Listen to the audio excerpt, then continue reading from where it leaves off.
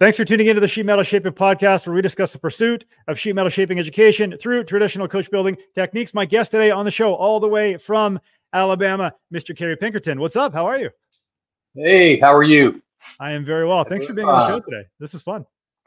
Glad to do it for my first podcast. I love it. I love it. I love it. So today we're going to talk all about bucks. There's a lot of different ways that people build bucks. There's flexible ones. There's hard bucks. There's all the above. We want to talk about the pros and cons of each. You know, what do they cost, and how do you build it? That's the general gist for today. And I've seen some of your stuff posted online, and you know all the things about all the bucks. So we're going to break it down. Well, I don't know all the things. I know some things. You know some of the things. I have made every mistake known to man, and I'm not ashamed to admit it, and because that's where learning happens. And if you never make mistakes, you never learn anything. It's true. And that's one of my sermons. So when I'm teaching metal shaping, I tell people there's no such thing as instant metal shaping. You got to make some mistakes. You got to make some scrap. For sure. So, well, let's kick it off and tell the folks a little bit about yourself. I'm an old man. I'm 75 last week, and my best days are behind me. I'm not a master metal shaper, although I've done some really neat stuff, and I can make pretty well anything. It's not as nice as a lot of people are. I'm better than some people that think they're really good, and worse than a lot that are really good. I'm not an engineer. I'm a really good fabricator that I picked up as a retirement project, and I retired in 2001 and started a business called Imperial Wheeling Machines. Some of you may have heard of it. I made Englishwheels and sold them all over the country in North America for some years, and sold the business to Pat Brubaker, who was on your show some weeks ago. He was, yeah. And Pat has taken my basic designs to a whole nother level, and I'm really proud of what he's done with Imperial. So yeah, he's a very kind guy, very nice guy, very knowledgeable. He's a super guy, and very, very knowledgeable, deceptively so. Well, for today's show, I always tell him he's a lot smarter than he looks. There you go. I said, Pat, how do I pronounce your last name? He goes, like the beer and like the bread, Pat Brubaker. I said, okay, you got it. Simple and good. So for today's show, what we're going to do, we're going to try something different. So we're going to pop this up on the screen. Kerry sent me some slides and some photos. We're going to go high tech today. We're going to talk about some things in real time instead of cutting them in later. We're going to talk about it in real time and some different things that he's built, as well as some of the bucks in question for the show. So, as we go through the episode for the people watching, we're going to have these slides up on the screen, and we'll talk about it for the people listening. You should be watching. So rock and roll. Here we go. What do we have on the screen here? This is a car that I've been building for 15 or 16 years. It's an Art Deco Roadster. It's not anything. It's got styling cues from the Art Deco era. It's got a little bit of Jag look to it, a little Alfa Romeo, a little Delahaye. Pick your poison. There's a little bit of it in there, but it's nothing. And I have made every mistake that is possible to make in building a car from scratch. There was a thread on the old metalmeet forum about a fictitious sultan that wanted an Art Deco coupe. It was a group design thing led by Wray Schelin, who was one of my mentors early on. And we were designing this Art Deco looking coupe, and it was a really good thread. Sadly, it got lost when metalmeet got lost, but part of the problem, and we actually did get down to some CAD work with it, but it was built for somebody that wasn't 6'1", and my head literally projected through the roof. And I wanted to build a roadster version of similar kind of thing, but I said, if I'm going to spend the time and money, I'm going to fit the dang thing. Yeah. So this car it's huge. Actually, my feet won't touch the firewall, and I'm not trying to get in an MG midget. It's a big car. It's got Corvette C4 front and rear suspension on a handmade frame. About a 300 horsepower inline six and all aluminum bodywork that I've made about 3 times because the mistake I made many times over is I did not take the time to make a hard buck. And here's the deal with bucks. It takes a lot of time to make a hard buck. Sure. And we're going to talk about various kinds of hard bucks. But symmetry is where it's at in building a car. And unless you're Ed Roth building an asymmetrical car out of fiberglass back in the 50s and 60s, symmetry is important. And my problem was I did not build a hard buck with some at least rudimentary structures so that I got things level and the same shape side to side. And I realized that as a builder, I see things that other people won't see.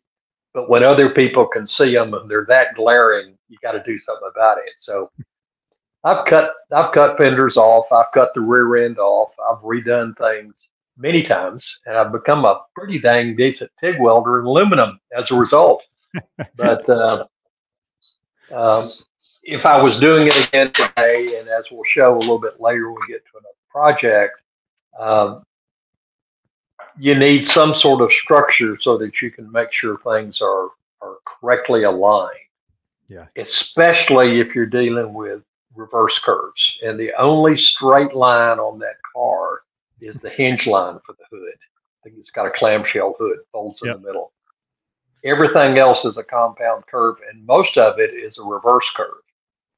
And reverse curves are interesting to shape. Well, I'm not going to get into how to make a reverse curve, but the problem with reverse curves is if you weld two reverse curves together, it becomes a beam, and it's very difficult to rearrange it. You can manipulate a regular shape. You can work it out of arrangement, but once you weld two reverse curves together, it becomes very, very rigid and difficult to rearrange. So that's part of the mistakes that I made. I did make some hard bucks. Can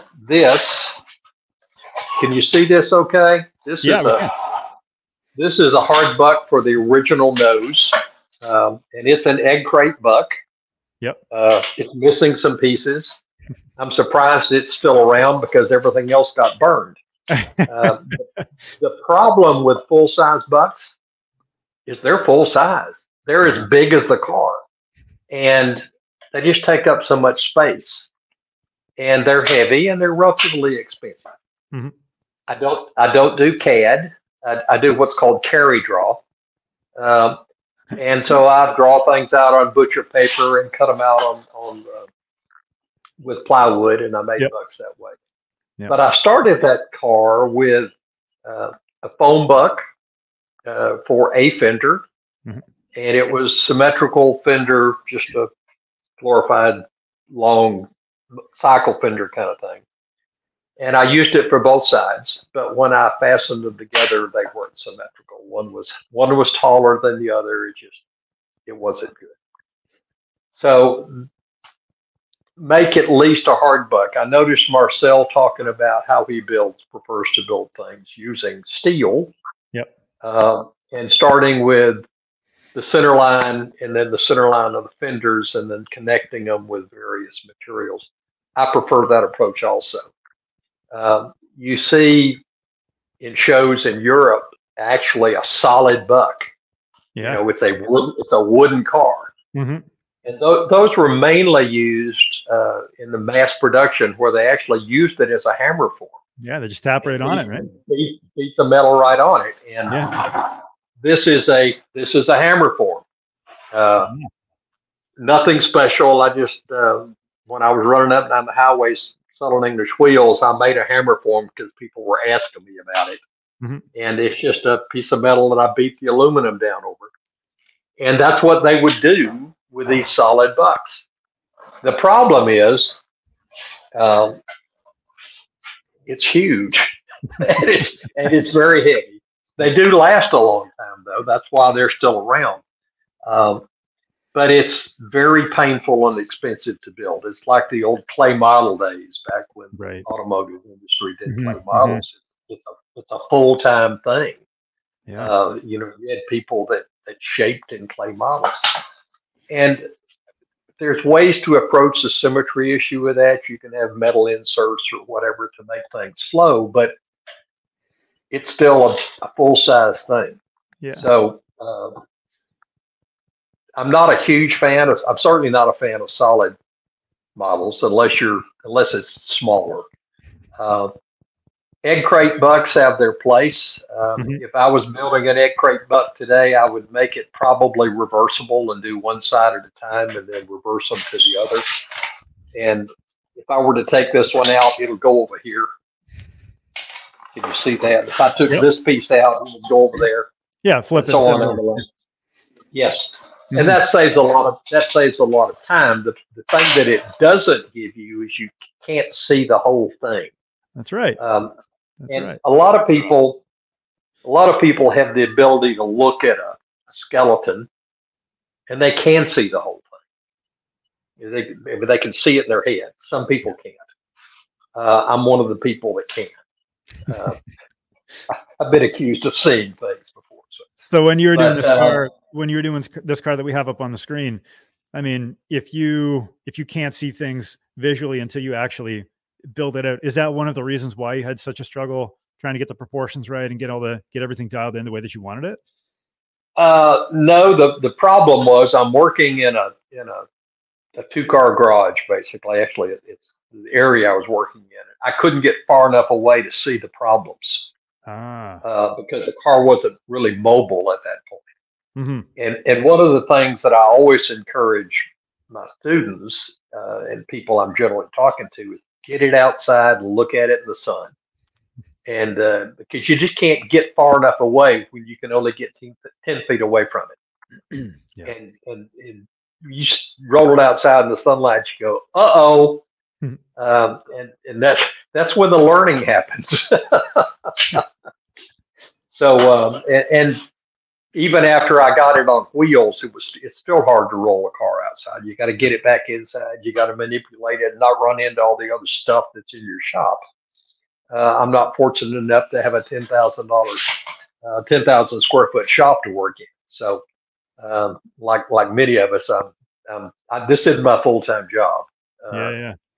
So let's talk about the bucks and the types of processes that you use for this slide. I think the second slide's the back end. Yeah. Okay. So we'll talk about the bucks that you use for this process. Okay.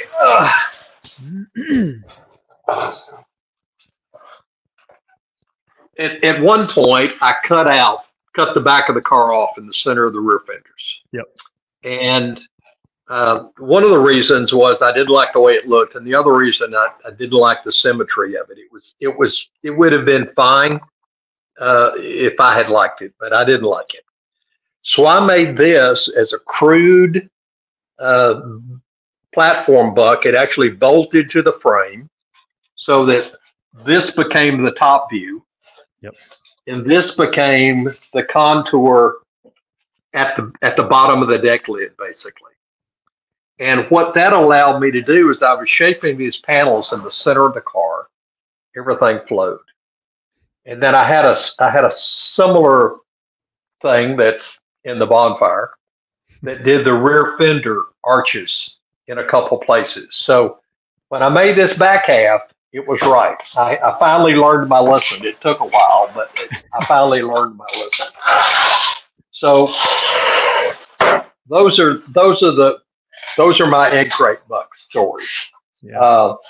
Today, I was going to say, when you're working with those egg crate bucks, you had mentioned earlier in the episode that it's hard to see behind because the wood is solid and you can't see through it. Yep. So what do you do when you run into a problem like that, where you got the panel on there and you're like, okay, what do I do next? What are my next steps? What do you do so you can theoretically see behind what you can't see behind? Well, you can cut, and you may notice a couple little holes in that thing. You cut holes in it. Yep. And this is OSB. The hot setup today is MDF, medium density fiberboard. And you can, I mean, if you're having a buck made, you can actually, if you have the math for it, if someone has scanned the car, designed it in CAD, right, you can send it out and they can water jet MDF and plywood or whatever, and it's got all the slots it's put together in the erector set, bam, there's your buck. Mm-hmm.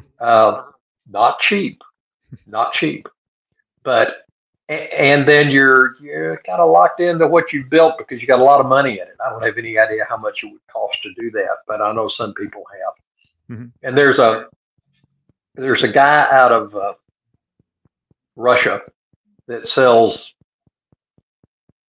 math for supposedly any car in the world. The problem is he's getting this math from video games. Oh. And so the question that I always had, I mean, they're really quite inexpensive, a couple $100 for the geometry. Mm-hmm. But I don't want to spend years and years and years and lots of money to only find something, that's a little off. It's really not a 1938 whatever. It looks a little funny. So, but the technology for scanning now has gotten much, much better. There are people that do it commercially, and it's not as expensive as it was. It's still expensive. Sure. But again, I don't do CAD, so it's foreign to me. Right. I was a computer guy, but I was a computer guy back in Fortran days. There you go. Were there any other types of bucks you used to shape the back end of this car now that we have it on the screen? No, well, not that I have left. I do have a. I don't know if I can get far enough away to see this. Yeah. This is the center line of a rear fender, and I also had other pieces that went across here to give me the valleys on the outside of it. Mm-hmm. So, what were you using for continuity around the fender as you were putting the outer ribs on? How do you make sure that you have the right flow from one station to the next? Well, there's a technique called lofting, which is it actually came from shipbuilding, but it has to do with taking aluminum welding rod. If I have a point here and here and here, can you see those? Yeah, let me take what you drop.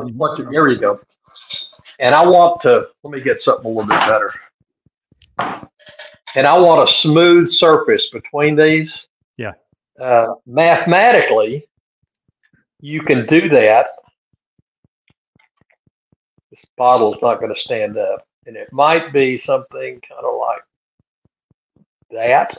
Yep. Where there's not a hard bend on it. In other words, the slope of the tangent to the surface line constantly moves. It's not an abrupt jump. Mm-hmm. That technique is called lofting. And it goes back to the shipbuilders' ribs and spars, which is what a buck is, ribs and spars, right? Yeah. Think of an airplane, think of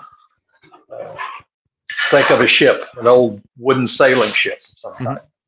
Mm-hmm. And so that's the way they made it. And they actually called them shipbuilding loft, L-O-F-T. Interesting. That's where it came from. But lofting is how airplane wings are made, and anything else that you've got a big swoopy line. They want a smooth curve without ridges. In airplane world, it's for airflow. Right. You obviously don't want to have sharp edges because it slows the plane down, makes noise. And so when you were doing that buck, would you pick 2 points, put the rib in, maybe drag your welding wire across, and then design the one in the middle? Or because you gotta have something to start with. One has to be subservient to the other, right? Yeah, I usually start with 3 points, like I was doing there. 3 points. And I didn't use welding wire as much as I used thin strips of metal. Wow. Now this is aluminum. It just happens to be about 5/8, 3/4, somewhere in there. But it's much more flexible. Sure. I don't know if you can even see this. If I turn it sideways, you might.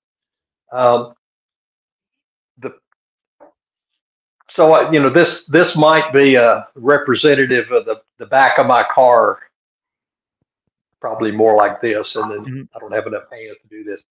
And I'd use tape to lay it down, to hold it down, or sometimes a screw. Yeah. to hold it in place if I'm putting it on wood. And then you can duplicate from one side to the other several ways.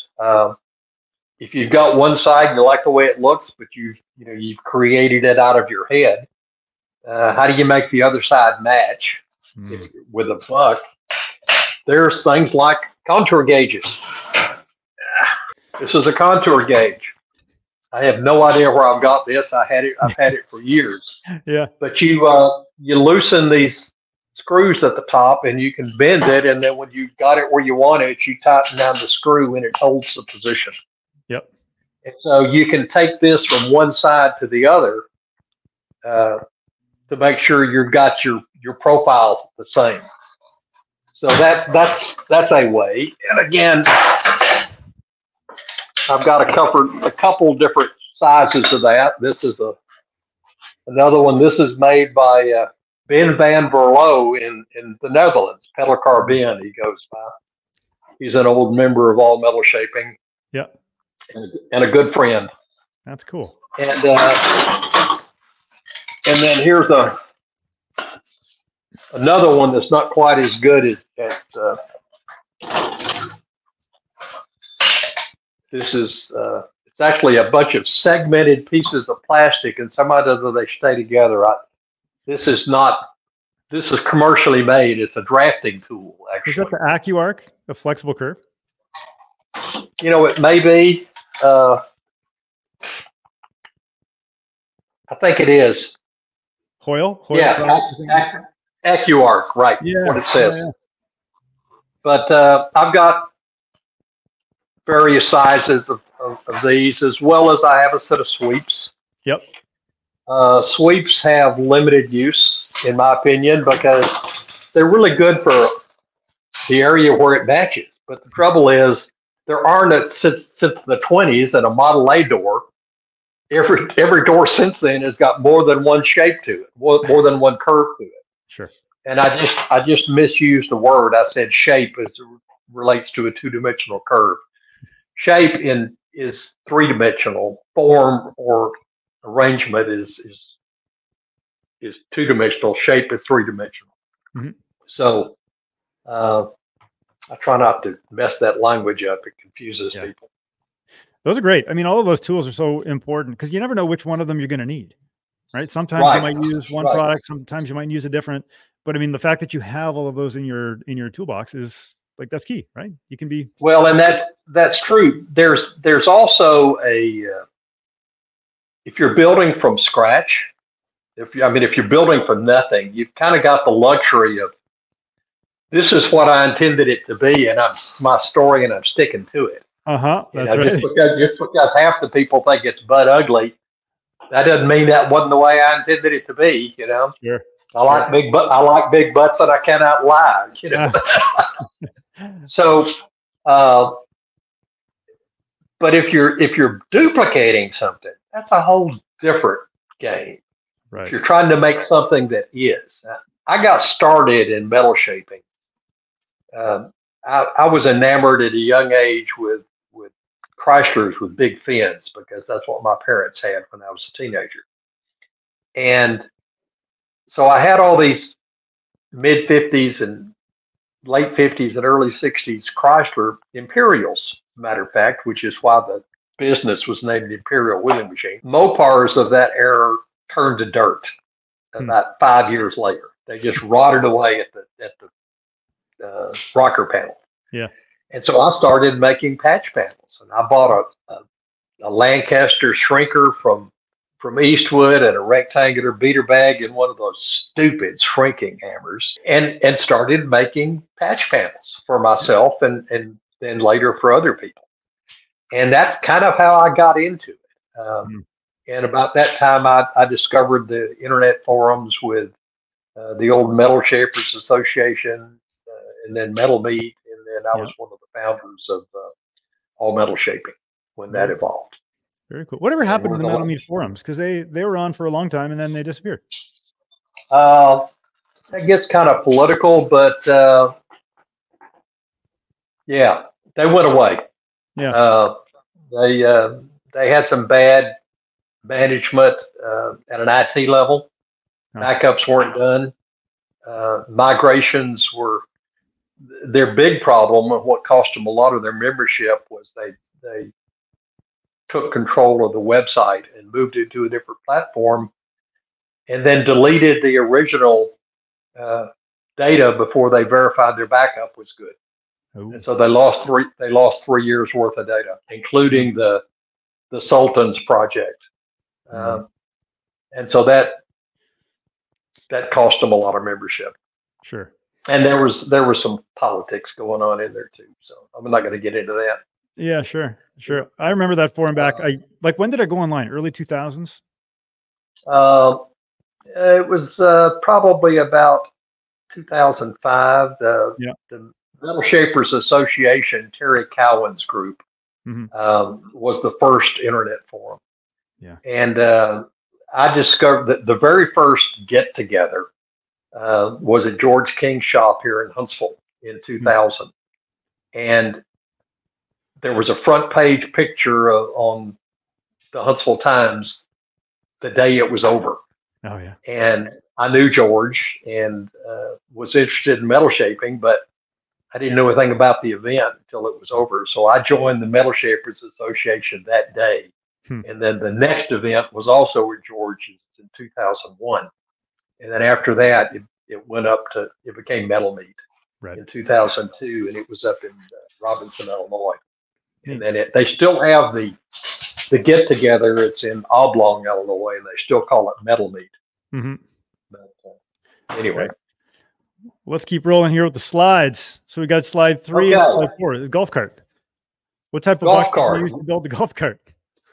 Well, show the front end of that. I think the previous, there you go. The first red one. One more back. That one. There you go. Yeah. That golf cart was a basket case that I bought. I repowered it and decided I wanted to make an aluminum body for it. So I had a chassis. I had some physical constraints, the steering column. I had tires. But that was it. The rest of it was up to me. And so I wanted it to have a vague Bugatti type look. So I made a Buck. Go to the next slide. And this is the cross section of the Buck. And so I've got the thing, I'm getting ready to point to it. Yeah. You can see there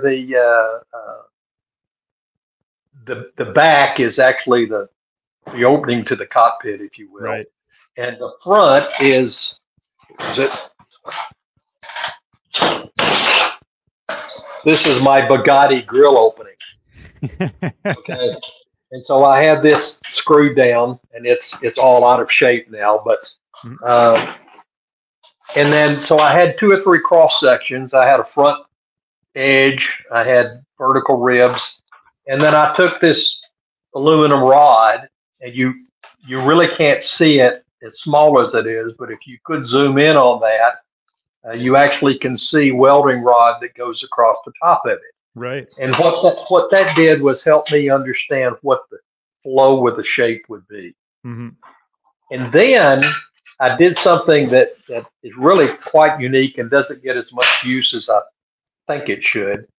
I created what's called a Burt Buck, Burt, B-U-R-T, and it's named after Ken Burt, one of your countrymen, who sadly passed away way too young. Very, very talented guy. But he came up with the idea. Go to the next slide. He took these metal rods that I was holding a minute ago, and he used them to lay across the ribs and spars, the cross sections of the hard buck, to start filling in the structure of the surface. Okay. And then, so we did this, and they're typically taped down. They might be screwed down. They might even be bradded down. There's lots of ways to do it. And then, go to the next slide. He covered it with metal tape. Yeah. Metal tape. Yeah. Refrigeration tape. This is neat stuff. Sticky. You can buy it. Pretty sticky. Peels off. But it's got enough surface strength that you can manipulate it pretty well. And what that picture shows is a very rough surface. Now, by rough surface, I mean it's probably give or take 1/4 of an inch. But when you're dealing with very complex shapes, and if you start, I'm getting ready to touch the screen again, like that's going to help. If you start looking at the very bottom of the butt by the grill, that's a very complex shape, and it's only about 1 foot, 16 inches long and 12 inches high. But there's a lot going on in that shape. Not a shape I would recommend for a beginner to try. But the next step I did was I actually made a flexible shape pattern on top of that Burt Buck. And I think that's just another view of the Burt Buck. Okay, here's the flexible shape pattern. Yeah. Now, a flexible shape pattern, some years ago, Wray Schelin was on a metal shaping chat with a bunch of people and there were some blacksmiths on there. And they were talking about it'd be great if we could capture the surface information of something we wanted to make. And the next week, these blacksmiths came on and said, we think we've got it. And they had created this flexible shape pattern. It captures the shape, but not the arrangement. And let me talk about that for just a minute. Some years ago, I was up at the cruise auction doing selling my machines, and there was a guy there with these little skinny rubber band tires. And I said, I'm gonna make some cycle fenders for those because you always got to be working on something. Yeah. And so I measured them, and I decided I would make cycle fenders for it. Just about the time I had them finished, he sold the tires. So I was going to give them to the guy that bought the tires. But this is a 15-year-old flexible shape pattern. And I'm going to talk about how you make flexible shape patterns in a minute. This one's been laying in an unair-conditioned storage room for quite some time. But it fits this perfectly. Except, I'll get to the except in a minute. But this is shape. This is the same shape. It's arranged differently.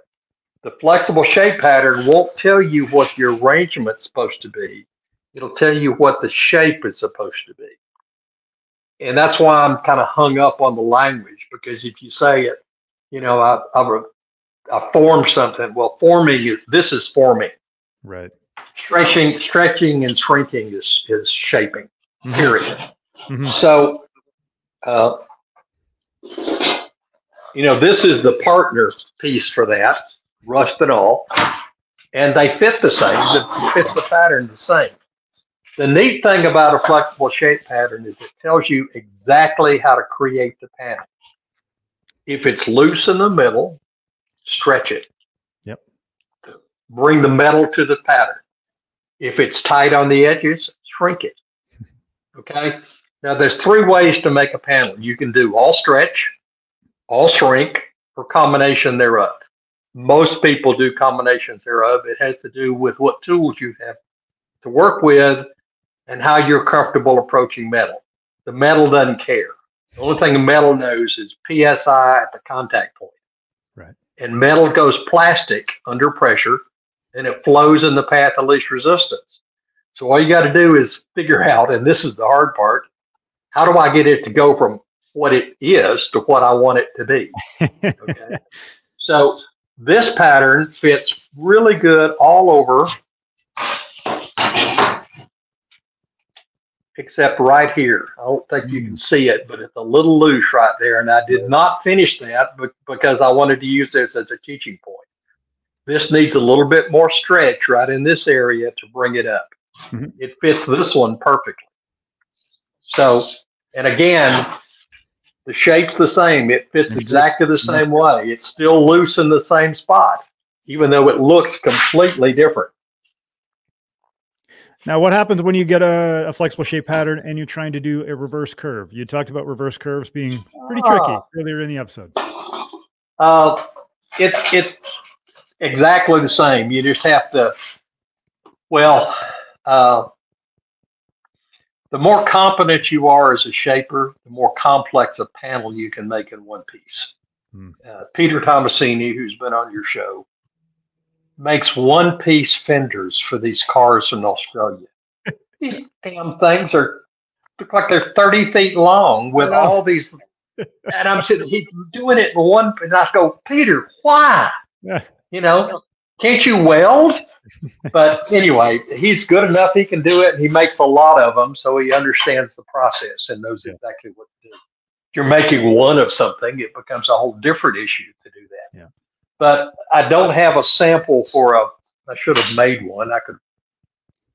Anyway, you just make the pattern. And the way I make patterns, there's flexible shape patterns consist of a released surface and a strength surface. Yeah. And originally, Wray was a big proponent of low stick masking tape.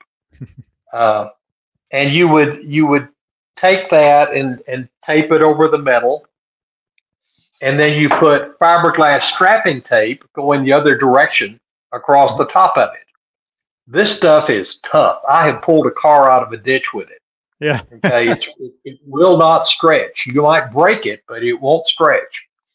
And so then when you peel it off, you have to sprinkle the back of the sticky with talcum powder or Bondo dust or rub it on the floor or whatever to kill the sticky. And then if you look, I think, real carefully in this, you'll see some holes that are punched in it, or at least in one of the pictures. Those holes I used to make witness marks with a Sharpie on the panel. So I'm putting it back in exactly the same spot every time. Mm-hmm. One of the issues is if you don't put it in the same spot, you're getting false readings. And you're liable to work in an area that doesn't need any more work. Yeah. Okay. So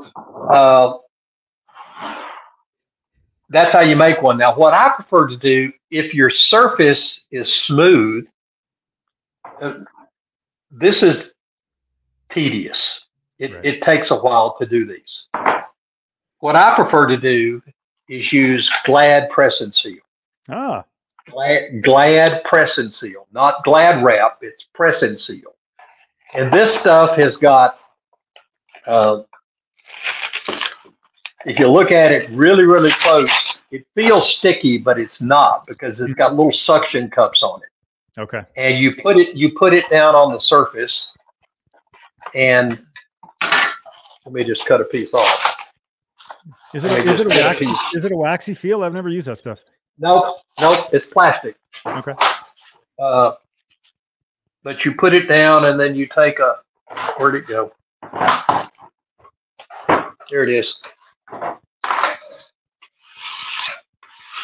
Yeah. You just take it and smooth it down like this. Yeah. And if it doubles over, it doesn't matter. It's only a tiny, tiny thin film. And then you can put your fiberglass tape right over the top of it. Mm-hmm.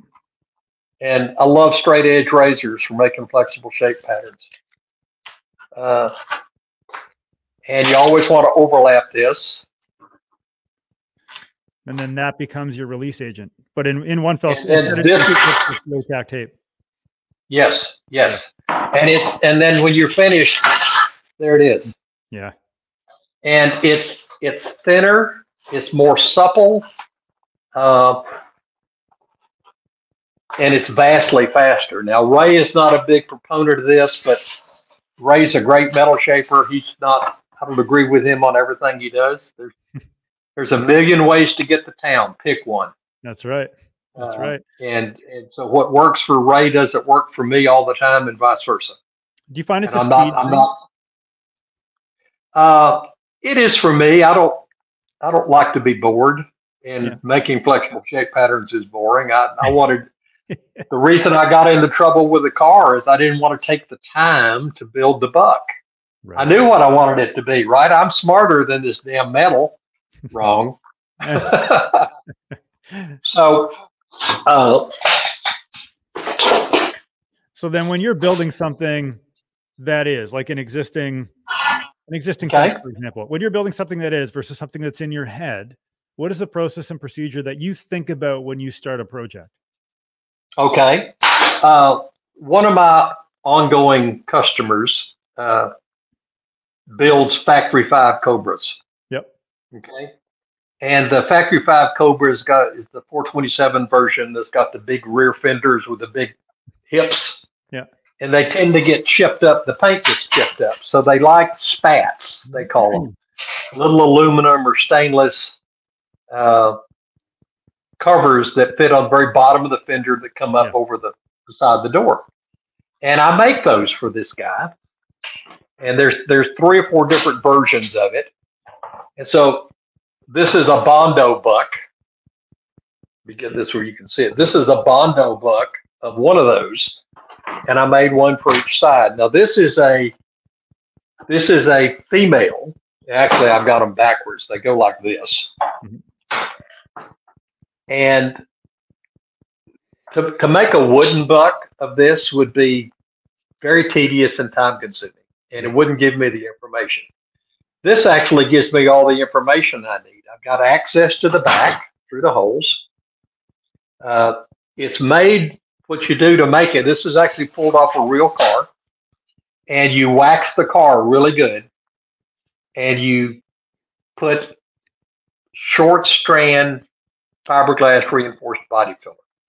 There's a couple different brand names for it. Not kitty hair. Kitty hair is long strand, short strand. And what's the difference? And kitty hair is really hard to get in small places.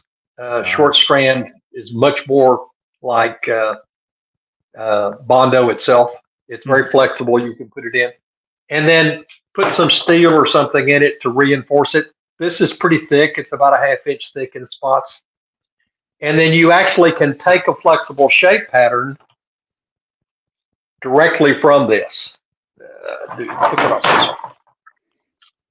And so I actually, before I drilled the holes in it, I made this flexible shape pattern for this. Now here's one of the interesting things about a flexible shape pattern that makes them invaluable to my mind.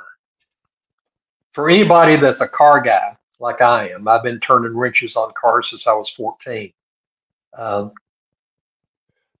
How many times has one side of the car been hit? Every freaking time. You're trying to duplicate a fender that's crunched, right? You're trying to repair it. So where do you get the knowledge of how to do that? These things are reversible. Right. You just turn it inside out, and it becomes the flexible shape pattern for the other side. And yeah, the thickness is off. I tell you what, if you can see a 64th of an inch, you're a better man than I am.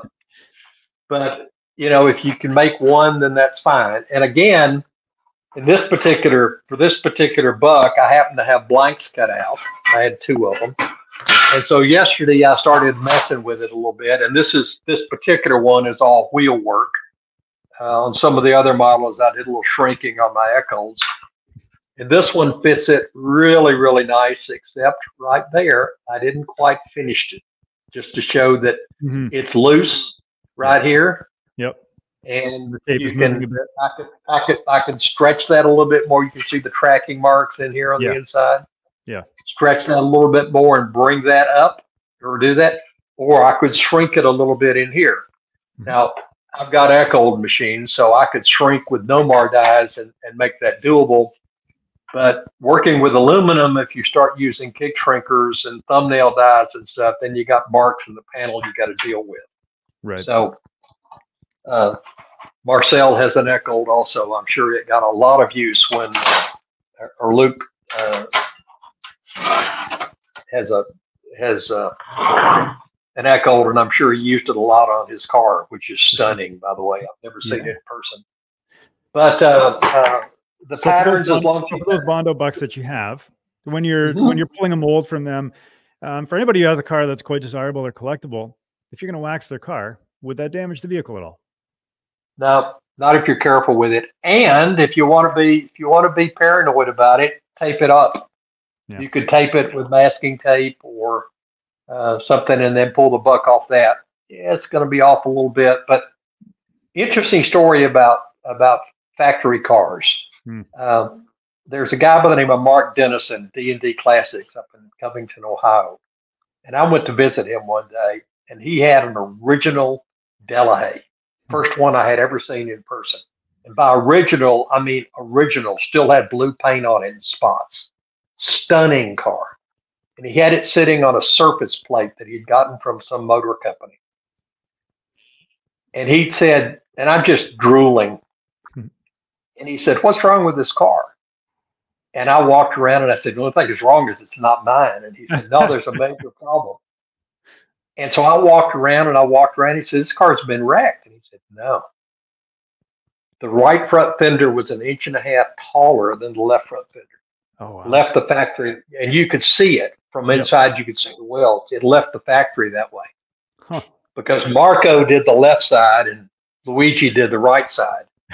But unless you were sitting on a perfectly flat surface, you just think one end was a hole in the ground. Yep. Or something. You know, it had been, what, 50 years ago? Yep. That no one had noticed it to the point of fixing it. Wow. So really quite impressive to do that. This is another Bondo Buck behind me here. Let me move the camera a little bit. It's kind of hard to see. That's a 57 Imperial rear quarter from the door opening all the way back to the back bumper inset. And that was the first Bondo Buck I ever made. I never did actually make a fender off of it because I got out of that and started making English wheels instead. Yeah. But that's the first one, and they're very durable. I mean, right. you can actually build them to beat on if you wanted to. I had a pedal car Bondo Buck I had made of a Lincoln Zephyr, a 38 Lincoln Zephyr pedal car, and I just sold it to a guy last year, so I don't have it anymore. So, well, let's keep rolling through the slides. What do we got next? Okay. So that's the flexible shape pattern still. That's the flexible shape pattern, and then I turned it as I shaped one side of the panel. I got the one side the way I wanted it. Then I made a new flexible shape pattern to the true surface, and that's how I built the other side.